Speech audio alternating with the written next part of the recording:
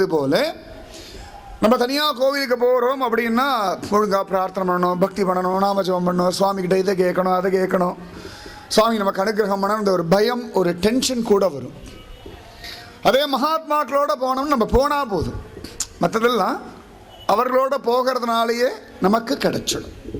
அது ஒரு அட்வான்டேஜ் இல்லையா? அதனால தான் மகாத்மாக்கள் பாகவதர்கள் சத்குருமார்களோட கோவிலுக்கு போகிறது நமக்கு இன்னும் சுலபம், ஆனந்தம். ஒரு பொறுப்பு வேண்டாம், அப்பாடான் போகலாம், பகவானிடத்தில் பிரார்த்தனை பண்ணலாம், நாமஜபம் பண்ணலாம், பகவானை அனுபவிக்கலாம். அதுதான் சுகம்.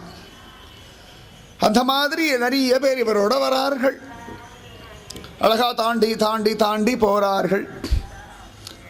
சன்னியாசியாக இருக்கிறதுனால ஊரில் போய் பிக்ஷை வாங்கி தான் சாப்பிடணும். அப்போ அழகாக சில இடங்களில் பிக்ஷையெல்லாம் வாங்குறார். அப்போ நிமாய் சைத்தன்ய மகாபிரபுக்கு ஒரு கோல் உண்டு, ஏகதண்டம்னு பெயர். அதே வைஷ்ணவ சம்பிரதாய சன்னியாசிகள் அப்படின்னா திரிதண்டம் உண்டு. நம்ம ஜீயர்லாம் வச்சிருப்பார், பார்த்துருக்கலாம். அதே காஞ்சி மடாதிபதி ஸ்ருங்கேரி ஆச்சாரியன்லாம் அதில் அவள்லாம் ஒரே ஒரு கொம்பு தான் வச்சிருப்பாள். அதுக்கு பேர் ஏகதண்டின்னு பேர், ஏகதண்டி சன்னியாசின்னு பேர். அதே ஜீயர்கள்லாம் 3 கோல் வச்சு கட்டி வச்சிருப்பா, அதுக்கு திரிதண்டம்னு பெயர். இந்த நித்யானந்தர் பார்த்தார், அதாவது அனுஷ்டானம் எல்லாம் கொண்டு சந்நியாச தர்மத்தை பிடிச்சுண்டு நல்ல கதி அடையணுன்ற சன்னியாசிகளுக்கெல்லாம் இதெல்லாம் தேவை. ஆனால் சைத்தன்ய மகாபிரபுலாம் அப்படி இல்லை, ஸ்வயம் பகவத் அவதார். இவர் போய் ஒரு கையில் ஒரு தண்டம் எல்லாம் வச்சுட்டு அலைய வேண்டிய அவசியம் இல்லை. அவர் நினைச்சார் இவருக்கு தண்டம் ஒரு தண்டம் அப்படி முடிவு பண்ணிட்டார். இவருக்கு எதுக்கு தண்டம்? அது தண்டம் தான், அவசியம் இல்லைன்னு சொல்லி சைத்தன்ய மகாபிரபுவுக்காக பிக்ஷை எடுக்க ஒரு பக்தர் அப்படி போனார். அப்போ நித்யானந்தர் சொன்னார், ஏன்பா இதை வேற தூக்கிட்டு போற, இதை என்கிட்ட கொடுத்துட்டு போ, இந்த தண்டத்தை வேற ஏன் தண்டமா நீ தூக்கிட்டு போறாய், இதை நான் கூட பத்திரமா வச்சுக்கிறேன்னார். அப்பயே அந்த பக்தர் பயந்தார், சுவாமி உங்களை நம்பி கொடுக்கலாமா, ஏன்னா உங்களுக்கு ரொம்ப விளையாட்டு ஜாஸ்தி, ஏதானும் பண்ணி தொலைச்சிருவீர், அப்புறமா மாட்டின்னு முழிக்கிறது நான் அப்படின்னார். நித்யானந்தர் நம்பிக்கை வைப்பா, வாழ்க்கையில் நம்பிக்கை வேண்டாமா? என்ன பக்தாளுக்குள்ள ஒரு நம்பிக்கை இல்லைன்னா அப்புறம் என்ன வாழ்க்கை? உனக்கு ஒரு கஷ்டம் வராது, கவலைப்படாத, எது வந்தாலும் நான் பார்த்துக்கிறேன். அங்கேயே பிரச்சனை, எது வந்தாலும் நான் பார்த்துக்கிறேன்னு சொல்றாருனால ஏதோ பண்ண போறாருன்னு அர்த்தம். அவர் ரொம்ப யோசனை பண்ணார், ஆனாலும் வேற வழி இல்லாமல் நித்யானந்த பிரபுவின் இடத்துல கொடுத்துட்டார். அவர் டென்ஷனாக நாமஜபம் பண்ணிட்டே போயிட்டார். நித்யானந்தர் இப்படி அந்த குச்சியை எப்படி பார்த்தார், அந்த தண்டம் கையில் வச்சுப்பா இல்லையா சன்னியாசிகள். ஆமாம், போய் நீ வேற எதுக்கு என் பிரபுவுக்கு இது தேவையில்லாத ஒரு கஷ்டம், இதை வேற பத்திரமா வச்சுக்கணும், ஓரத்தில் வைக்கணும், மரியாதையாக வைக்கணும் போ அப்படின்னு பார்த்தார். முட்டியில் வச்சார், 3 உடையா உடைச்சுட்டார். சாஸ்திர விரோதம் பண்ணக்கூடாது. ஆனால் சன்னியாசி ஆயாச்சுன்னா அவர்கள் மரணம் வரைக்கும் அந்த தண்டம் உண்டு. அவர்கள் மரணம் அடைஞ்ச பிறகு கூட அந்த தண்டம் பத்திரமா இருக்கும். இன்னைக்கு காஞ்சிபுரம் போனோம்னா பரமாச்சாரியர் இருந்தார், அவருடைய தண்டம் இன்னைக்கு அவருடைய அந்த சிலா ரூபம் பக்கத்தில் வச்சிருக்கா. இவர் உடைச்சு போட்டுட்டார், சாஸ்திரம் ஒத்துக்காது, இது பெரிய அபச்சாரம். அங்கேன்னு இந்த பக்தர் வந்துட்டார், பார்க்கிறார், அழகா பிக்ஷையெல்லாம் கொடுத்தாச்சு, சாப்பிட்டாச்சு. கேட்டார், எங்க சுவாமியுடைய தண்டம் அப்படின்னா, அது இங்கெங்கேயோ உடச்சி போட்டேன்பா, யாரா மாடு மேய்க்கிற பசங்க மாடு மேய்க்கிற எடுத்துன்னு போயிருப்பா அப்படின்னு விட்டார். இவர் நடுங்கிறார், பிரபு நான் உங்ககிட்ட சொன்னேன் இல்லையா அப்படி எதுவும் பண்ணிடப்படாதுன்னு. நான் என்னடா பண்ண, நான் ஒண்ணுமே பண்ணலை. நம்முடைய சைத்தன்ய மகாபிரபுக்கு எனக்கு இதுக்கு அனாவசியமா இதெல்லாம், இதெல்லாம் அவசியமா? அவருக்கு எதுக்கு இதெல்லாம்? அவர் ஸ்வயம் தெய்வம், அவருக்கு இந்த தண்டம் எல்லாம் அவசியம் இல்லை அப்படின்னார். அவர் சொன்னார், அதெல்லாம் நீங்க சொல்லலாம், அவர் எல்லாம் முடிவு பண்ணணும், அவர் என்கிட்ட பொறுப்பாக கொடுத்தா நீங்க பாட்டுக்கு உடைச்சு போட்டால யார் பதில் சொல்றது? கேட்டா நித்யானந்தர் நிதாய் உடைச்சாரு, சொல்லு உனக்கு ஒன்றும் தெரியாது சொல்லு, நான் பார்த்துக்கிறேன்னுட்டார். அப்பான்னு பார்த்தா சுவாமி வேறு கேட்குறேன், எங்கே என் ஏகதண்டம் அப்படின்னு விட்டார். அவர் நடுகின்ற சுவாமி நித்யானந்தர் அப்படின்னார். இப்படி பார்த்தார், நிமாய் என்ன பண்ணீர், பயந்தார். நிமாயே பயப்படுறார், சைத்தன்ய மகாபிரபுவே பயப்படுறார், என்ன சுவாமி பண்ணீர் அப்படின்னார். அது என்னத்துக்குன்னு உடச்சி போட்டுட்டேன்றார்.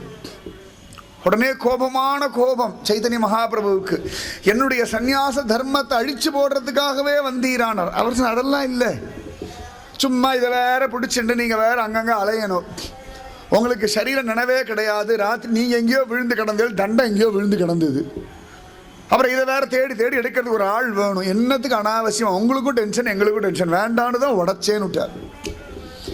சைதன்ய மகாபிரபுக்கு என்ன பதில் சொல்றதுன்னு தெரியல. வாஸ்தவம் தான், எனக்கு என் சரீரம் நினைவே இல்லையே. நித்யானந்தர் சொல்ற, உங்களுக்கு உங்க வஸ்திரம் நகை அவிழறது கூட தெரியல. ஒரு சின்ன குழந்தைக்கு தன் வஸ்திரம் அவிழ்ந்தா தெரியுமா? தெரியாது ஒன்றும். அந்த மாதிரி கிடக்கிறீர்கள். இதுல எங்க இந்த தண்டத்தை வேற நீங்க மெயின்டைன் பண்றது? அதனால அது தண்டம் அப்படின்னு முடிவு பண்ணி உடச்சு போட்டுட்டேன்னு விட்டார். உடனே சைத்தன்ய மகாபிரபு சொன்னார், நீங்க எனக்கு எது பண்ணாலும் நல்லதுதான் பண்ணுவீர் அப்படின்ட்டு அவர் கிளம்பினார்கள். எல்லாருமா அப்படியே போறார்கள். நிறைய சிவபெருமான் கோவில்கள் உண்டு கங்கை கரையில். அங்கெல்லாம் சேவிச்சுட்டு அங்கெல்லாம் இருந்துண்டு ஹரே ராம ராம ராம ஹரே ஹரே ஹரே கிருஷ்ண கிருஷ்ண கிருஷ்ண ஹரே ஹரேன்னு இந்த மகாமந்திரத்தெல்லாம் வேற அழகா ஜபிச்சுண்டு அப்படி போறார்கள். அதனால் சிவபெருமான் கோவிலில் போய் இதெல்லாம் ஜபிக்கலாமா அப்படின்னு. உலகத்தில் எந்த கோவிலில் வேணாலும் மகாமந்திரம் ஜபிக்கலாம், ராதே கிருஷ்ணா சொல்லலாம், தள்ளுபடியே கிடையாது. நிறைய பேர் சந்தேகம், அங்கே போய் ஜபிச்சா சிவபெருமான் கோச்சிக்க மாட்டாரா? திருச்செந்தூரில் போய் சொன்னால் முருகன் வேளாள குத்த மாட்டாரா? பிள்ளையார்பட்டியில் போய் சொன்னால் கணபதி தும்பிக்கல் பிடிச்சி அடிச்சிட மாட்டாரா? அதெல்லாம் அடிக்க மாட்டா. ஆனால் எல்லா இடங்கள்லையும் போய் நான் அதுதான் சொல்லிட்டு இருக்கேன். அதனால் தைரியமாக சொல்கிறேன், இது வரைக்கும் யாரையும் நடிக்கலை. இது வரைக்கும் முருகனோ இல்லாட்டி சங்கர ராமேஸ்வரரோ பாகம்பிரியாளோ கணபதியோ யாருமே கோச்சிக்கலை.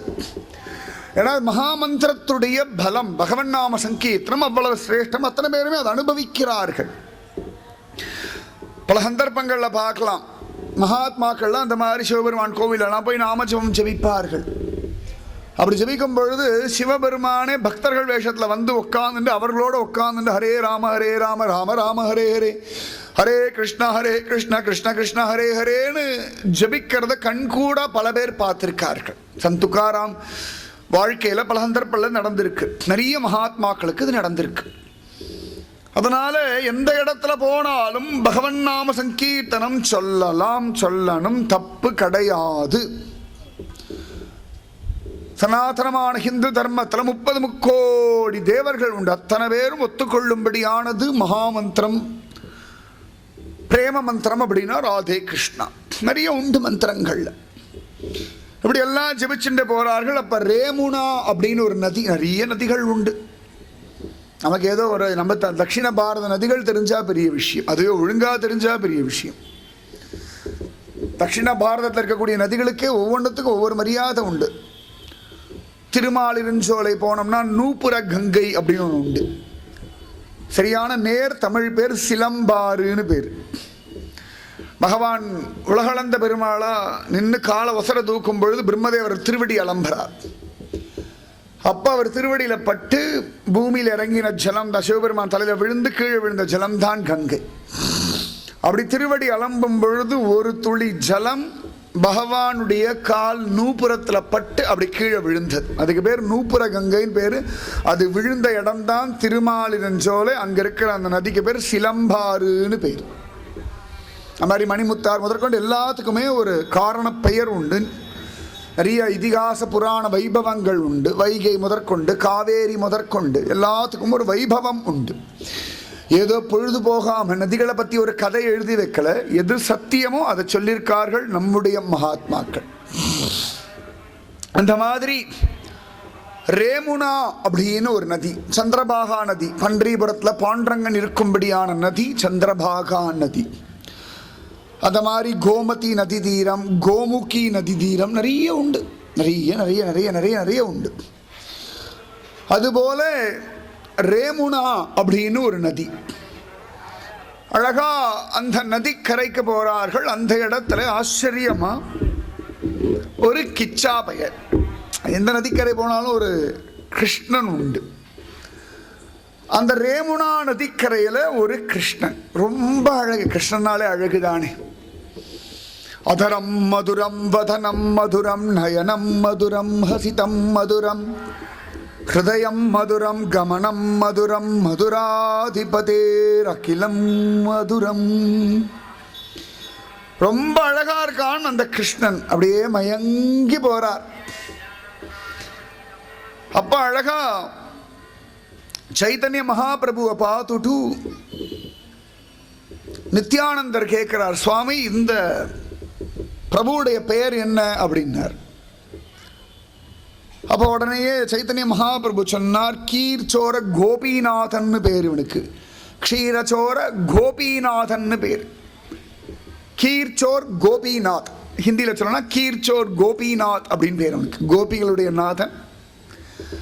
கீர் அப்படின்னு ஒன்று உண்டு. கீர்னா பாயசம், பாதாங்கீர் அப்படின்னு அவங்களுக்கு தெரியுமே.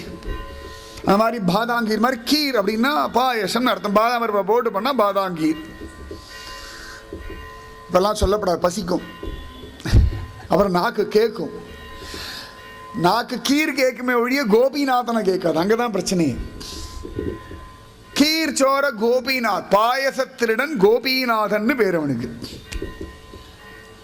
உடனே நித்யானந்தர் கேட்டார், என்ன சுவாமி, பெருமாள் பகவானுக்கு எவ்வளவோ பேர் இருக்கு, நவநீத சோரன்லாம் பேர் இருக்கு, இது என்ன இவனுக்கு மட்டும் ஸ்பெஷலா பாயசத்திருடன் கோபிநாதன் ஒரு பேர் அப்படின்னு கேட்டுட்டார். உடனே சைதன்ய மகாபிரபு அந்த கீர்ச்சோர கோபிநாதனுடைய திவ்யமான வைபவத்தை சொல்றார். மாதவேந்திரபுரி அப்படின்னு ஒரு மகாத்மா, சரியா, ஸ்ரீகிருஷ்ண சைத்தன்ய மகாபிரபுவுக்கு முதல்ல பகவன் நாமத்தை உபதேசம் பண்ண ஈஸ்வரபுரின்னு ஒரு மகாத்மா. முன்னாடி சைத்தன்ய மகாபிரபு கதை சொல்லும்போது சொன்னேன்.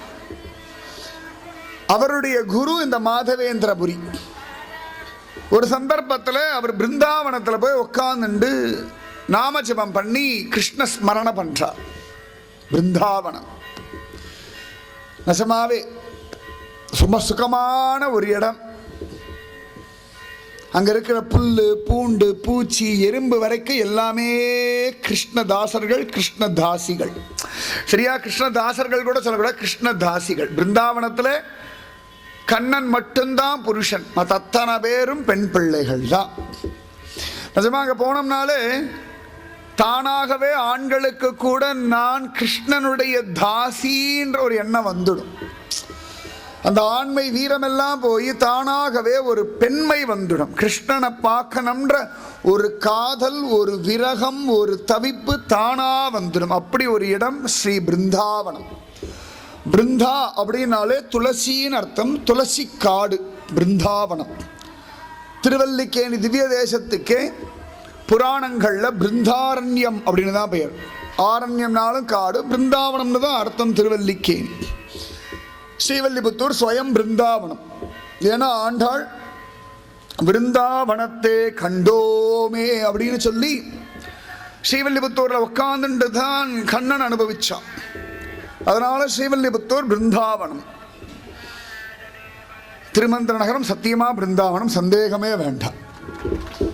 ஏன்னா நிறைய பகவன் நாமஜபம் ஆச்சரியமா மாத்தி மாத்தி மாத்தி மாத்தி மாத்தி மகாத்மாக்களுடைய சங்கங்கள், நிறைய பாகவதர்கள், நிறைய பகவத் நாம சங்கீர்த்தனம், இதெல்லாம் சேர்ந்து பிருந்தாவனம் ஆயாச்சு. என்னைக்கோ ஆயாச்சு. மாத்தி மாத்தி மாத்தி மாத்தி மாத்தி பக்தி விஷயங்கள், பாகவதம் எல்லாம் கிருஷ்ணன் போட்டி போட்டுன்னு விளையாடின்னு இருக்கான். நிறைய போட்டி போட்டு விளையாடின்னு இருக்கான். விதவிதமான கிருஷ்ணன். திருமந்திரத்தில் திரும்ப பக்கமெல்லாம் ஒரு கிருஷ்ணன் புதுசு புதுசாக வந்து உட்கார்ந்து விடுறான். எல்லாருக்கும் ஒரு அனுகிரகம் பண்றான்.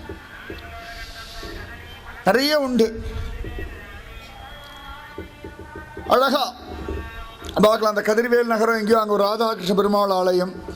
சரி, அவன் தான் இருக்கானேன்னு பார்த்தா ஆச்சரியமா முரளிதர சுவாமிஜி அவர் ஒரு ராதாகிருஷ்ண பிரதிஷ்டை பண்ணிட்டார். யாரும் எத்தனை ராதாகிருஷ்ணன் எங்கெல்லாம் வந்து நிற்க போறான்தான் தெரியல. திரும்புற பக்கம் எல்லாம் ஒரு ராதிகா கிருஷ்ணன் ஸ்தாபிதம் ஆயிண்டே இருக்கா திருமந்திர நகரத்தில். கேட்கவே வேண்டாம். ராதாகிருஷ்ண நாம ஜெபம், ராதே கிருஷ்ணா ராதே கிருஷ்ணா ராதே கிருஷ்ணா, அது ஒரு பக்கம் அப்படியே பூமியில் இறங்கின்னு இருக்கு. அதனால திருமந்திர நகரம் பிருந்தாவனம் ஆயின்னு இருக்கு. கிருஷ்ண ஜெயந்தி மகோத்சவம் கோலாகலமாக கொண்டாடின்னு இருக்கோம். 5 கருட சேவை, என்ன குறை, நான் ஓர் குறைவிலானே அப்படின்னு திருமந்திர நகரத்தில் இருக்கக்கூடிய இந்து ஜனங்கள் அத்தனை பேரும் சொல்லலாம். வைதாரையும் வாழ வைக்கும் திருமந்திர நகரம், அவ்வளவு வசதியான ஒரு திருமந்திர நகரம். நிஜமாவே கிருஷ்ணன் விதவிதமான லீலைகள் பண்ணக்கூடிய திருமந்திர நகரம். திருக்கோளூர் பெண் பிள்ளை ரகசியமும் ஜபிக்கும் திருமந்திர நகரம். சொல்லுவேன் நினைச்சுட்டு இருக்கேன், பல ஊர்களில் பெருமையா சொல்லிட்டு இருக்கேன். என்னைக்கா யாரா வந்து கேட்டா சொல்லிடுங்கோ தயவு செஞ்சு. ஆச்சரியம். அதனால அந்த பிருந்தாவனம் அவ்வளவு சிரேஷ்டம். இந்த ஒரு காலத்தில் பிருந்தாவனம் முழுக்க வெறும் காடு. இப்பெல்லாம் போனோம்னா வீடுகள் உண்டு, ஜனங்கள்லாம் வசிக்கிறா. ஒரு காலத்தில் பிருந்தாவனத்தில் வீடுகள்லாம் கிடையாது, வெறும் காடு தான், நல்ல கோரமான காடு. துஷ்ட மிருகங்கள்லாம் சஞ்சாரம் பண்ணும், ரொம்ப அடர்ந்த காடு, யாரும் உள்ளேயே போகமாட்டார்கள். அந்த சமயத்தில் மாதவேந்திரபுரி அந்த பிருந்தாவனத்தில் நுழைஞ்சுண்டு ஜோரா உட்காந்துட்டு தியானம் பண்ணிட்டு இருக்கார். அப்போ ஒரு நாள் அவர் தோளை யாரோ தட்டுறா. ஏ பபாஜி அப்படின்றா. ஒரு கண்ணை திறந்து பார்க்குறார், எதிர்க்க ஒரு மாட்டுக்கார பையன் நிற்கிறது, தலையில் முண்டாசை கட்டிண்டு கையில் ஒரு குச்சியை வச்சுண்டு, இதுக்கு மேலே அழுக்கே ஆக முடியாத ஒரு வேஷ்டியை கட்டிண்டு, நல்ல கண்ணங்கரேன்னு ஆனால் கண்ணில் அவ்வளோ குறும்போட ஒரு பையன் வாட்ட சாட்டமாக எருமையும் அவனும் நின்னா ஒன்றா நிற்கும். அப்படி இருக்கும், அவ்வளோ ஆச்சரியமாக இருக்கும். இவன் எருமை கண்ணுக்குட்டியை பார்த்து என் எருமை கண்ணுக்குட்டின்னுவான். உடனே அது சொல்ல என் எருமை கண்ணுக்குட்டி இவனை சொல்ல. அந்த மாதிரி ரெண்டு ஒன்றா கலக்கும்படியான ஒரு ரூபம். ஹே சாது பாபாஜி, இந்தாங்கோ பால் சாப்பிடுங்கோ அப்படின்னா. இவர் பார்த்தார், எதுக்குடா பால் சாப்பிடணும் அப்படின்னு. பிருந்தாவனம், இங்கே உபவாசம்லாம் இருக்கப்படாது. அது பிருந்தாவனத்துக்கு போனால் ஒரு அட்வான்டேஜ். அது மாதிரி பூரி ஜெகநாத கஷேத்திரம் போனால் ஒரு அட்வான்டேஜ் உண்டு. அங்கே ஏகாதசி அன்னைக்கு உபவாசம் இருக்கப்படாது. ஏகாதசி அன்னைக்கு ஸ்பெஷலாக சாப்பாடு பண்ணுவாள். மத்தியானம் நன்னா மூக்கு பிடிக்க சாப்பிடலாம். குறைஞ்ச ஒரு ஒன்றும் இல்லை, கொஞ்சம் ஐட்டம் தான், ஒரு 56 ஐட்டத்தோடு சாப்பாடு பண்ணுவாள். 10 ஏகாதசிக்கு பசிக்காது, அப்படி போடுவா சாப்பாடு. பூரி ஜெகநாத கஷேத்திரம் போல சாப்பாடு போடுறதுக்கு வேற இடமே கிடையாது. இன்னைக்கு அப்படி பானையாக தான் கொடுப்பா. அந்த மாதிரி இந்த பிருந்தாவனம், இங்கே உபவாசம்லாம் இருக்கக்கூடாது பாபாஜி. அவர் சொன்னார், நான் உபவாசம் இருக்கேன், உனக்கு யாரா சொன்னார்கள்? அவர் சொன்னார், இந்த பக்கம் போகிற கோபிகைகள்லாம் பார்த்துட்டு சொன்னார்கள். அதனால் இங்கே யாராவது உபவாசம் இருந்தால் எங்களுக்கு பிடிக்காது. இங்கே கிருஷ்ணன் ஆனந்தமாக விளையாடுற ஒரு இடம், இங்கே உபவாசம்லாம் இருக்கக்கூடாது. இந்தாங்க இந்த பால் சாப்பிடுங்கோ, நான் போயிட்டு வரேன் அப்படின்னு வச்சுட்டு போயிட்டே இருந்தது. அது இவருக்கு ரொம்ப சந்தோஷமாக இருந்தது. சரி, இது பகவத் பிரசாதம்னு குடித்தார். அது வரைக்கும் அப்படி ஒரு பால் அவர் குடித்ததே கிடையாது. அவ்வளவு தித்திப்பு. சரின்னு சொல்லி கண்ணை மூடி தியானம் பண்ணால் இந்த பயலே தான் தியானத்தில் வரான், கிருஷ்ண ரூபம் வரலை. ஒரு மாட்டுக்கார பையன் அது பேசினது, அது சொன்ன வார்த்தைகள் நினச்சி தானாக சிரிச்சுக்கிறார். அப்படியே பொழுது போயாச்சு. ஒரு மனசை ஒருமுகப்படுத்தி இந்த பயலம் மறந்துட்டு கிருஷ்ண தியானம் பண்ணணும்னு நினைக்கிறார், வரமாட்டேங்கிறது. இப்படியே போயாச்சு. பொழுது ராத்திரி ஆயாச்சு. ராத்திரி படுக்கிறார். சொப்பனத்துலேயும் இவனே வரான். சொப்பனத்துலேயும் இவனே வந்தான். இவர் பார்த்தார், ஏண்டா பயலே என்னை படுத்துறாய்? நீ தான் பால் கொடுத்தியே, நான் தான் குடிச்சுட்டேனே, இன்னும் என்னை ஏன் படுத்துறாய்? என் கிருஷ்ணனை ஏன் நான் தியானம் பண்ண விடாமல் இப்படி தடுக்கிறாய் அப்படின்னு விட்டார்.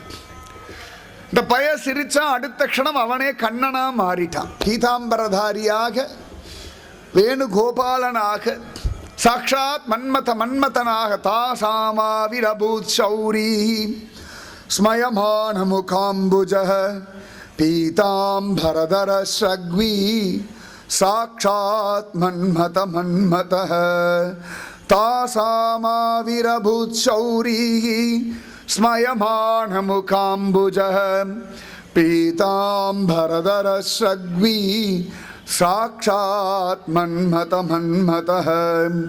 தாசாமாவிரபூத் சௌரி ஸ்மயமான முகாம்புஜ பீதாம்பரதர ஸ்ரக்வி சாட்சாத் மன்மத.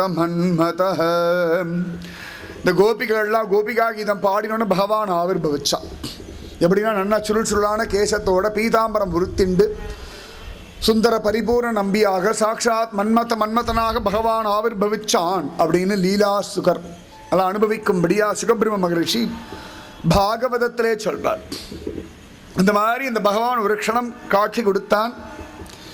காட்சி கொடுத்துட்டு சொன்னார், ரொம்ப நாளாக நான் உனக்காக காத்துருக்கேன்.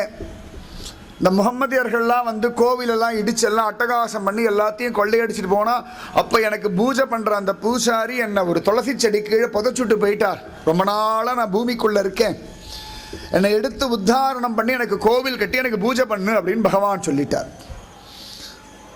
தூக்கம் கலைஞ்சது, கண்ணை முழிச்சு பார்த்தார், பொழுது விடிஞ்சு எடுத்து பகவான் அடையாளம் எல்லாம் காட்டி கொடுத்தான். எப்படி சுவாமி ராமானுஜருக்கு சம்பத்குமாரன் நான் டெல்லி பாதுஷா அரண்மனையில் இருக்கேன்னு காட்டி கொடுத்தானோ அது போல உடனே இவர் அங்கே இருக்கிற பக்கத்து ஒரு ஊரில் இருக்க கிராமத்தில் இருக்க ஜனங்கள் எல்லாம் கூட்டுண்டு அந்த இடத்துக்கு போய் பார்த்தா துளசி செடி இருந்தது. அதை பிடுங்கிட்டு இப்படி தோண்டி பார்த்தா கிச்சா பையன் நின்றுட்டு இருந்தான். உடனே அவனை எடுத்து அவனுக்கு அழகாக அபிஷேகம் எல்லாம் பண்ணி, ரொம்ப நாளாக சாப்பிடாம இருக்கான், அவனுக்கு அன்ன கூட்டோத்சவம் எல்லாம் பண்ணி பெரிய அன்னமலை குமிச்சு அதில் தயிர் பால் வெண்ணெய் நெய் எல்லாத்தையும் கொட்டி நிறைய பக்ஷணங்கள்லாம் வச்சு 56 66 ஐட்டங்கள்லாம் ஒன்றா வச்சு எல்லாத்தையும் ஒன்றா செஞ்சு இந்தாடா கிருஷ்ணா இத்தனை ஐட்டங்கள் சாப்பிடணும்னு ஆசையாக இருக்கா, இதெல்லாம் கலந்து சாப்பிடணும்னு ஆசையாக இருக்கா, அப்போ ஒழுங்காக சமத்தா மரியாதையாக சனி ஞாயிறு அன்னைக்கு கிருஷ்ண ஜெயந்தி மகோத்சவத்துக்கு சுபஸ்ரீ கல்யாணம் பண்ணுறதுக்கு எல்லாரும் வந்துருங்க. வந்தால் நிச்சயமாக பனம்பழம் முதற்கொண்டு தயிர் பால் மோர் வெண்ணெய் சக்கரை உப்பு வெல்லம் எல்லாம் கிடைக்கும். பகவத் பிரசாதம் கிடைக்கும், கோகுல பிரசாதம் கிடைக்கும், பகவானே பிரசாத ரூபமாக கிடைப்பான். செவிக்கும் ஈயப்படும், சிறிது வயிற்றுக்கும் ஈயப்படும். சிறிதுனா ஏதோ கையில் கொடுப்போம் நினைக்காதீங்க, இலையில வச்சு நன்னாவே கொடுப்போம். நிறைய சத்சங்கம், சத்சங்கம் கேட்குற தெம்புக்காக வயிற்றுக்கு எவ்வளோ வேணுமோ அவ்வளோ கொடுப்போம். உங்கள் வயிறு தாங்கும்படியா, வயிறு சிரமப்படாதபடியா, வயிறு சந்தோஷப்படும்படியான பிரசாதம் உண்டு. கட்டாயம் வந்து அனுபவிங்கும். அழகா ஆச்சரியமா ஜோரா எல்லாரும் அழகா பகவானுக்கு பூஜை எல்லாம் பண்ணார்கள். யாரோ தனவான்கள் வந்தார்கள், கோவில் கட்டுறதுக்கு பணம் கொடுத்தார்கள், கோவில்லாம் கட்டினார்கள். அழகா எல்லாம் பூஜை பண்ணிட்டு இருந்தார். அப்ப ஒரு நாள் அந்த பைய சொல்லிட்டான், இந்த கோபாலன் சொல்லிட்டான், பிருந்தாவன கோபாலன் சொல்லிட்டான், எனக்கு உடம்பெல்லாம் ரொம்ப எரியறது, பிருந்தாவனத்தில் வெயிலும் ஜாஸ்தி, மழையும் ஜாஸ்தி, குளிரும் ஜாஸ்தி, எல்லாமே அதிகமாக இருக்கும், எனக்கு ரொம்ப வெயிலாக இருக்குது, உடம்பெல்லாம் எரியறது, நீ போய் புரி ஜெகநாத க்ஷேத்திரம் போய் அங்கே நன்னா மலைய சந்தனம் கிடைக்கும், அதெல்லாம் எடுத்து வாங்கிட்டு வா எனக்கு அப்படின்னுட்டான். உடனே அவர் 2 பக்தர்களை பகவானுக்கு பூஜை பண்ணுறதுக்கு நியமனம் பண்ணிட்டு அப்படி போகிறார். அப்படி பூரி ஜெகநாத கஷேத்திரம் போகிறவர் இந்த ரேமுனா நதிக்கரைக்கு வந்தார். அப்போ இந்த கோபிநாதன், அவனுக்கு அப்போ பேர் கோபிநாதன் தான், அவனுக்கு இவ பூஜை பண்ணுற மெத்தட்லாம் ரொம்ப அழகாக இருந்து ரொம்ப ரசித்தார். இவர் ரொம்ப வைராக்கியசாலி, இந்த மாதவேந்திரபுரி. அப்போ பகவானுக்கு அந்த இடத்துல நித்தியம் 12 பானைகளில் பகவானுக்கு கீர் நிவேதனம் பண்ணுவா, பாயசம். பாயசம் அதுக்கு பேர் அமிர்த கேளின்னு பேர். அழகாக அந்த கீர் நிவேதனம் பண்ணுவா. இன்றைக்கும் பார்த்தோம்னா வடக்கிலெல்லாம் ஸ்ரீகண்ட் ஆம்ரகண்ட் அப்படின்னா ஒரு நிவேதனம் பண்ணுவா, ரொம்ப நல்லா இருக்கும். அதெல்லாம் சாப்பிட்டு பார்த்தோம்னா தான் தெரியும். ஆச்சரியமாக அதெல்லாம் நிவேதனம் பண்ணுவா. அந்த மாதிரி 12 பானைகளில் பாயசம். அழகாக அந்த பாயசம் எல்லாம் நிவேதனம் பண்ணுறா. இவருக்கு ரொம்ப ஆசை, இந்த பாயசத்தை தன்னுடைய பிருந்தாவன கோபாலனுக்கு நிவேதனம் பண்ணணும் அப்படின்னு. ஆனால் அந்த பாயசம் என்ன டேஸ்ட்ன்னு தெரியாது, எப்படி பண்ணுறான்னு தெரியாது. இவர் எந்த இடத்துலையும் போய் எதுவும் கேட்க மாட்டார், தானாக கிடச்ச சாப்பிட்ற ஒரு வைராக்கியசாலி. இந்த பாயசம் சாப்பிட்டு பார்க்கணும், ஒரு அல்பாசம் வந்து தான், நியாயமான ஆசை தானே. திருப்பதி போனால் லட்டு தானே கேட்குறோம், பெருமாள்னா கேட்குறோம். யாராவது திருப்பதி போயிட்டு வந்தா லட்டு கொண்டா, லட்டு இருக்கான்னு தானே கேட்குறோம். யாராவது ஒருத்தர் பெருமாள் எனக்கு கொஞ்சம் கொண்டு வந்தியா, தீர்த்தம் கொண்டு வந்தியா, துளசி கொண்டு வந்தியா, குங்குமம் கொண்டு வந்தியான்னு கேட்குறோம், லட்டு அப்படின்றோம். அது எந்த ஊருக்கு போயிட்டு வந்தோமோ அந்த ஊரில் எது விசேஷமான பிரசாதமோ அதானே கேட்போம். அந்த மாதிரி இவர் கேட்டார், நியாயம்தான். ஆனால் மனசுக்குள்ளே நினச்சுட்டார். அப்புறம் அவருக்கே ஒரு கோபம் வந்துடுத்து, என்ன அநியாயம், நாக்குக்கு வசப்பட்டுட்டோமே, கோபிநாதன் இடத்துல வசப்படாம இப்படி அநியாயமா அவனுடைய பிரசாதத்துக்கு வசப்பட்டுட்டோமே வருத்தப்பட்டு சாப்பிடாம இருந்துட்டார். நைட் முழுக்க நாமஜபம் பண்ணிட்டு இருக்கார். கோவிலில் டெய்லி அந்த பூஜை முடிஞ்சோன்னு எல்லாருக்கும் விநியோகம் பண்ணுவார்கள். இந்த 12 பானை பாயசமும் விநியோகம் பண்ணிட்டு காலி பண்ணிட்டு வீட்டுக்கு போயிடுவார்கள். கோவில் பூஜை முடிஞ்சு கதவை பூட்டிட்டு போயிடுவார்கள். எல்லாம் முடிஞ்சாச்சு, ராத்திரி போயாச்சு. இவர் போய் படுத்துனுட்டாச்சு. இந்த பூஜை பண்ணப்பட்டவர் படுத்தார். 5 நிமிஷத்தில் சொப்பனத்தில் கோபிநாதன் வந்துட்டான். எழுந்துரு எழுந்துரு எழுந்துரு எழுந்துரு எழுந்துருன்னா ஒரு கண்ணை முடிச்சு பார்க்குறார். பகவான் பிரத்யக்ஷமாக இருக்கான். இவருக்கு கண்களில் ஆனந்த பாஷம். ஆனால் ரொம்ப வருஷமாக பூஜை பண்ணிட்டு இருக்கார். இது வரைக்கும் பிரத்யட்சமாக சுவாமியை பார்த்ததில்லை.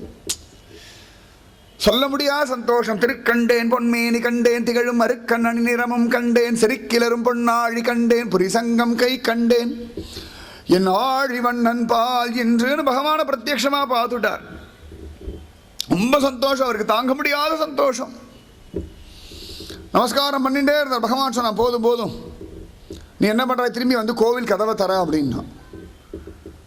பூஜை பண்ணுறவர் கேட்டார், பட்டர் எதுக்குப்பா, ராத்திரி பூஜை முடிஞ்சா காத்தால தானே திரும்பி திறப்போம், ஏன் இப்போ திறக்கணும் அப்படின்னா. இல்லை, என் பக்தன் ஒருத்தர் மாதவேந்திரபுரின்னு பேர், அவர் பிருந்தாவனத்திலேருந்து பூரி ஜெகநாத கஷேத்திரம் போயின்னு இருக்கார். இன்னைக்கு ராத்திரி நம்ம கோவிலில் தங்கியிருக்கார். அவருக்கு நீ அந்த அமிர்த கேள்வி கொடுக்கல. அவர் ரொம்ப விரக்தர், எதுவும் என்கிட்ட கூட கேட்க மாட்டார். அவருக்கு இந்த பாயசம் சாப்பிட்டு பார்க்கணும் ஒரு ஆசை வந்துடுத்து. ஆனால் அதுக்கு தன்னைத்தானே நொந்துண்டு ஒன்றும் சாப்பிடாம நாமஜபம் பண்ணிட்டு இருக்கார். அவருக்காக நான் ஒரு பானை பாயசத்தை திருடி என் பீதாம்பரத்துக்குள்ளே மறைச்சி வச்சுருக்கேன். மறைச்சி வச்சிருக்க இடத்த பாருங்க. இந்த பீதாம்பரத்தை எடுத்து அப்படி மேலே அப்படி போட்டு அப்படி மூடி வச்சுட்டானோ. இந்த குழந்தைகள் நேரம் வச்சு இப்படி இப்படி வச்சு காக்கா தூக்கின்னு போச்சு காணுமே அப்படின்னு. அந்த மாதிரி இந்த 12 பானையில் ஒரு பானையை அந்த பீதாம்பரத்தை அப்படி மேலே போட்டு அப்படி மறைச்சி வச்சுட்டானோ. இந்த ஸ்திரீகள்லாம் ஏதாவது கையில் சாப்பிட்ற பொருள் கொண்டு வந்தானா உடனே இப்படி வச்சு முந்தானை முடிச்சு அப்புறம் சொல்லுங்கோ அப்படின்னு. அந்த கை வெள்ளையே வராது. அப்பயே கண்டுபிடிச்சலாம் ஏதோ உள்ள ரகசியமாக சாப்பிட்ற பொருள் வச்சிருக்கா, மற்றவா கண்ணில் படப்படாது அப்படின்னு. அந்த மாதிரி இது பீதாம்பரத்தை அப்படி மேலே போட்டு மறைச்சி வச்சிருக்கானா இந்த கோபிநாதன். பகவான் சொல்றான், நான் மறைச்சி வச்சிருக்கேன், அந்த பானை பாயசத்தை எடுத்து கொண்டு போய் நீ அந்த மாதவேந்திரபுரிக்கு கொடு. இவர் சொன்னார், நான் தான் 12 பானை பாயசமும் எடுத்தேன். இல்லை இல்லை, நீ கணக்கில் மிஸ் பண்ணிட்டா, 11 தான் எனக்கு கொடுத்தா. ஒரு பாயசம் நான் திருடி வச்சிருக்கேன், எனக்கு தெரியாதா? திருடின எனக்கு தெரியுமா, கொடுத்த உனக்கு தெரியுமா அப்படின்னா. ஒரு சொன்னார், திருடின உனக்கு தான்ப்பா தெரியும், எனக்கு தெரியாது. வந்தார், கடகடன் கதவெல்லாம் திறந்தார். தேடி தேடி பார்க்குறார், கிடைக்கவே இல்லை. பார்த்தா பீதாம்பரத்துக்குள்ள ஒழிச்சு வச்சிருக்கு பையன். உடனே எடுத்துட்டார், வெளில ஓடி வந்தார். யார் மாதவேந்திரபுரி அப்படின்னு கத்தினார். அவருக்கு தெரியவே இல்லை, நாமஜபம் பண்ணி எழுதுன்னு இருக்கார். தப்பு பண்ணிட்டேன்ப்பா கிருஷ்ணா, உங்ககிட்ட பாயசத்தை கேட்டுவிட்டேனே, தப்பு தப்பு தப்புன்னு கண்ணத்தை போட்டுட்டே நாமஜபம் ஜபிச்சுட்டு இருந்தார். கொஞ்ச நேரத்தை யார் மாதவேந்திரபுரி, வாங்கோ வாங்கோ வாங்கணும்னு கடைசியில் எழுந்து வந்தார். என்ன சுவாமி, அதான் அபச்சாரமாக எடுத்தா. உடனே முதல்ல இதை புடிங்கோ அப்படின்னார். இவர் கையை நீட்டினார். அவர் கையில் அப்படியே அந்த பானை பாயசத்தை கொடுத்தார். இவர் காலில் அவர் விழுந்தார். உங்களுடைய ஆசீர்வாதம் எனக்கு இன்னைக்கு என் கோபிநாதன் பிரத்யக்ஷமாக காட்சி கொடுத்துட்டான் சுவாமி. ரொம்ப வருஷமாக பூஜை பண்ணிட்டு இருக்கேன், ஏதோ ஒரு சிலா மூர்த்தி, நம்பிக்கை உண்டு தெய்வத்தின் இடத்துல. ஆனால் கண் கொண்டு அவனை பார்ப்பேன்லாம் நம்பிக்கையெல்லாம் கிடையாது. ஏன்னா அந்தளவுக்கு பக்குவம் இல்லை, ஏதோ வயிற்று பழப்பு. பூஜை பண்ணுறதும் ஒரு பழப்பாக பண்ணிட்டு இருந்தேன். ஆனால் இன்னைக்கு உங்களுக்காக இந்த பகவான் தன் பீதாம்பரத்தில் இந்த பானை பாயசத்தை மறைச்சி வச்சுன்னு எனக்கு ஒரு காட்சி கொடுத்துட்டான் அப்படின்னு சொன்ன ஓன்னு அழறார். எனக்காக திருடினியாடா ஏ கீர்ச்சோர கோபிநாதா அப்படின்னார். அன்னிலேருந்து இவனுக்கு கீர்ச்சோர் கோபிநாத்னு பேர் வந்துடுத்து. உடனே அந்த பாயசம் சாப்பிட்டார். அவ்வளவு தேவாமிருத்தம். அது எப்படின்னா வார்த்தையால் வர்ணிக்க அப்படின்னா, கிருஷ்ணன் வேற திருடி வேற கொடுத்துருக்கான். பார்த்தல இன்னும் விசேஷமான ஒரு ருச்சி. இப்போ வீட்லேயே புளியோதரை பண்ணி சாப்பிட்லாம், அது பெருமாள் கோவிலில் கொடுத்தா பெருமாள் கோவில் புளியோதரை மாதிரி வரவே வராது அப்படின்னு. ஏன்னா அது பெருமாளுக்கு நிவேதனம் பண்ணி கொடுத்ததுனால அந்த ருச்சி. அதே பெருமாள் கோவில் புளியோதரை நம்ம வீட்லையும் பண்ணலாம், ஆனால் அது புளியோதரை மாதிரி இருக்காது. அது ஏதோ புளி சாதம், அவ்வளோதான். அது புளியோதரை இல்லை. புளியோதரை அப்படின்னா பெருமாள் கோவில் கொடுக்கறது தானே. ஆச்சரியமாக அந்த மாதிரி பகவான் திருடி கொடுத்தான், சாப்பிட்டு விட்டார். அந்த ருச்சி அவ்வளோ நன்னா இருந்து உடனே மெனு கேட்டுட்டார். எதுக்கடானா தன் கோபாலனுக்கு இதை பண்ணி கொடுக்கணும்னு ஒரு ஆசையா. இவர் அந்த பானையில் இருக்க பாயசம் எல்லாம் சாப்பிட்டு பானையை வேற பத்திரமா வச்சுட்டார். எதுக்கடானா டெய்லி கொஞ்சம் கொஞ்சமாக அதை வேற உடச்சி சாப்பிட்டு இருந்தார். என் கோபிநாதன் எனக்காக திருடின பானையாச்சே, என் சுவாமி என் மேல அக்கறை கொண்டு திருடுபட்டதை திரும்பி வாங்கினுட்டானேன்னு சந்தோஷம். கொஞ்ச நாள் அங்கேயே இருந்தார். அதுக்கப்புறம் பூரி ஜெகநாத கஷேத்திரம் போனார். மலையச்சந்திரன் வாங்கிட்டு வந்தார். திரும்பி அந்த கீர்ச்சோர கோபிநாதனை பார்க்க வந்தார். அப்போ பகவான் சொல்லிட்டான், இந்த கோபிநாதனுக்கே மலையச்சந்திரனம் சாத்து, எனக்கு வேண்டாம் அப்படின்னு விட்டான். அவருடைய கோபாலன் உடனே அவனுக்கு அழகாக எல்லாம் சாத்திட்டு இவர் திரும்பியும் பிருந்தாவனத்துக்கு போய் தன்னுடைய கோபாலனுக்கு இந்த மாதிரி ஒரு கீர் பண்ணி கொடுத்து பகவான் அனுபவிச்சார் அப்படின்னு சொல்லி இந்த வைபவத்தை ஸ்ரீகிருஷ்ண சைத்தன்ய மகாபிரபு சொல்ல கூடியிருந்த பக்தர்கள் அத்தனை பேர் அனுபவிச்சார். இவர் சொல்லி முடிச்சாரோ இல்லையோ உடனேயே 12 பானை பாயசத்தை கொண்டு வந்து சைத்தன்ய மகாபிரபு முன்னாடி வச்சுட்டார்கள். அது சத்தியம். பகவானிடத்துல மட்டும் பிரசாதம் கேட்டுன்னு வச்சுக்கோங்களேன், அநியாயத்துக்கு கொடுப்பார். ரொம்ப ஆச்சரியமாக இருக்கும். அவர் பிரசாதம் கொடுக்குற மெத்தடே தனி தான். பல ஊர்களில் அடியனுக்கு நிறைய அனுபவங்கள். அள்ளி கொண்டு வந்து கொடுப்பா. நம்ம போயிட்டு இருப்போம், கூப்பிட்டு கொடுப்பார்கள். நிறைய கோவில்கள் அடியன் பார்த்துருக்கேன். நிறைய கோவில்கள் பிரசாதம் முடிஞ்சு கொடுத்து அப்படின்னு வெளில வரும். இல்லை வாங்கோ அப்படின்னு சொல்லி யாரா ஓடி வந்து கையில் திணிச்சுட்டு போயிடுவார்கள். இது பகவானுடைய கட்டளை. ஒரு தடவை அது மாதிரி தான் காஞ்சி வரதராஜன் கோவிலுக்கு போயிருந்தோம். ஆனி மாதம் சுவாதி நட்சத்திரம், சரியா பெரியாழ்வார் திருநட்சத்திரத்தை அன்னைக்கு அப்படியே போனோம். எல்லாரும் பிரசாதம் வாங்கிட்டா. சரி பகவத் பிரசாதம் வாங்கலான்னு இன்னும் அதுக்குள்ள ஆயிடுதுன்னு எல்லாம் போயிட்டா. சரி நாங்கள் வந்துவிட்டோம். உடனே அந்த பிரசாதம் கொடுக்க வாங்க வைங்க அப்படின்னார். இன்னொரு பாத்திரம் முழுக்க வச்சுருந்தார். அப்படியே எடுத்து என் கையில் கொடுத்துட்டார். நான் தூக்கி வாரி போட்டேன். இல்லை சார் கொஞ்சம் போதும். இல்லை இது பகவானுடைய உத்தரவு உங்களுக்குன்னு விட்டார். நிஜமாகவே அழுதேன் நான். உங்களுக்குன்னு விட்டார் முழுக்க. நிறைய இடங்கள்ல அந்த மாதிரி பகவான் அனுக்கிரகம் பண்ணுறான். பல விதங்களில் பல ரூபத்தில் பகவானுடைய அனுக்கிரகம் ஒரு நாளும் குறையிறதே கிடையாது. பகவத் பிரசாதம் ஒன்று சாப்பிட்ற ஐட்டம் மட்டும் நினச்சிடப்படாது. நிறைய ஐட்டம் உண்டு. நான் பாட்டுக்கு சென்னையிலேருந்து வந்தவன் தானே. ஆச்சரியமாக வைகுண்டபதி மாமனார் ஒரு பிரசாதத்தை கொடுத்துட்டானோன்னு எனக்கு. மற்ற பிரசாதம் கூட அன்றைக்கி நாக்கோட போயிடும், அப்புறம் உடம்போடு போயிடும்.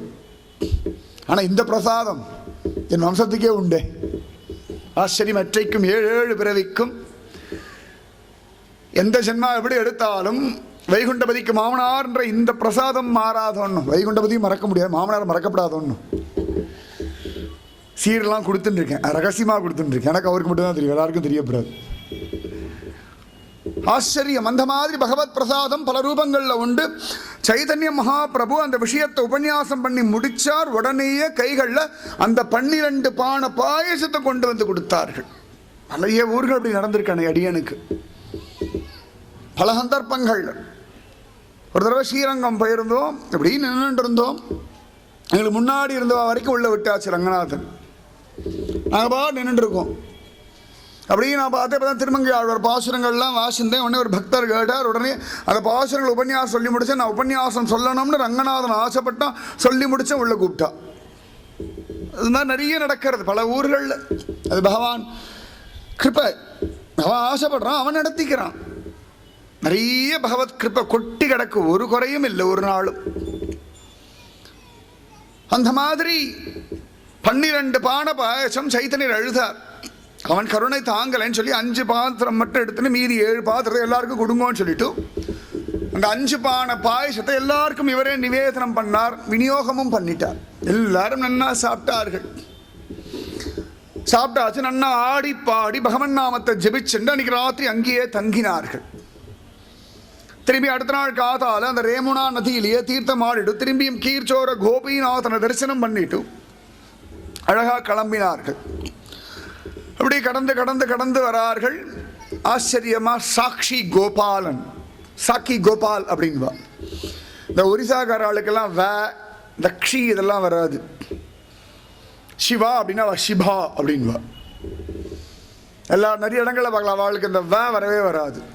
பிரணவம் சொல்ல மாட்டா, பிரணபம் அப்படின்வா. இந்த பிரணாப் முகர்ஜி இருக்கார் இல்லையா, அவர் பேர் பிரணவ் முகர்ஜி. இந்த வங்காளிகளுக்கும் ஒரிசாக்காரர்களுக்கும் வராது. வைத்தியநாத் அப்படின்னா பைத்தியநாத் அப்படின்வா. வாங்கோனா பாங்கோ அப்படின்வா. அவளுக்கு அந்த சப்தம் வராது. சிவானா சிபா அப்படிதான் சொல்லுவா. அவளுக்கு சப்தம் வராது. சர்வமங்கள அங்கே ஒரு கடை பார்த்தேன் ஒரிசால. சர்வமங்கள சர்வமங்கள. அது ஒரு அழகு வச்சுக்கணும். மழலை பேசுகிற மாதிரி அவளுக்கு அப்படிதான். அவள் எல்லாத்தையும் அப்படிதான் சொல்லுவாள். அவளுக்கு சப்தம் வராது. அந்த மாதிரி க்ஷி வராது. க்ஷா சொல்ல மாட்டாள். சாக்கி கோபால் அப்படின்னு பேர். இன்னைக்கு அந்த பையன் அங்கே இருக்கான். அந்த சாட்சி கோபாலனுடைய கோவிலுக்கு போகிறார்கள். பூரி ஜெகநாதத்துலேருந்து கொஞ்சம் தள்ளி ஒரு 20-25 கிலோமீட்டர் தள்ளி வச்சுக்கோங்களேன். சாட்சி கோபாலநாதன் அந்த கோவிலுக்கு போகிறார்கள். அந்த கோவிலுக்கு போகிறார்கள். அழகாக அந்த பகவான் பேர் அழகாக இருக்கணும், சாட்சி. எல்லாத்துக்கும் சாட்சி அவன் தான். நம்ம பண்ணக்கூடிய நல்லது கெடுதல் பாபம் புண்ணியம் சரி தப்பு ரகசியம் எல்லாத்துக்கும் பகவான் தான் சாட்சி. மழை வேண்டி இன்னைக்கு ஜபிச்சோம், பகவான் தான் சாட்சி. கொட்ட போகிற மழைக்கும் பகவான் தான் சாட்சி. இவ்வளவு நாள் நடந்த சத்சங்கம், இனிமேல் நடக்க போகிற சத்சங்கம் எல்லாத்துக்கும் பகவான் தான் சாட்சி. கன்வர்ஷனுக்கும் அவன் தான் சாட்சி, திரும்பி கன்வர்ஷனை மாற்ற போகிறதுக்கும் அவன் தான் சாட்சி. அதான் தைரியமாக சொல்லிட்டு எல்லாம் மாறும். வெயிலுக்கும் அவன்தான் சாட்சி, மழைக்கும் அவன்தான் சாட்சி, ஏழைக்கும் அவன்தான் சாட்சி, நல்லவர்களுக்கும் அவன்தான் சாட்சி, கெட்டவர்களுக்கும் அவன்தான் சாட்சி, கோவிலில் கொள்ளையடிக்கிறவர்களுக்கும் அவன்தான் சாட்சி. வேற யாரும் கிடையாது சாட்சி. பணக்காரன் ஏழை, படித்தவன் படிக்காதவன், அரசியல்வாதி, பதவியில் இருக்கிறவன், மூடன் முட்டாள், அப்படி மூளை வளர்ச்சி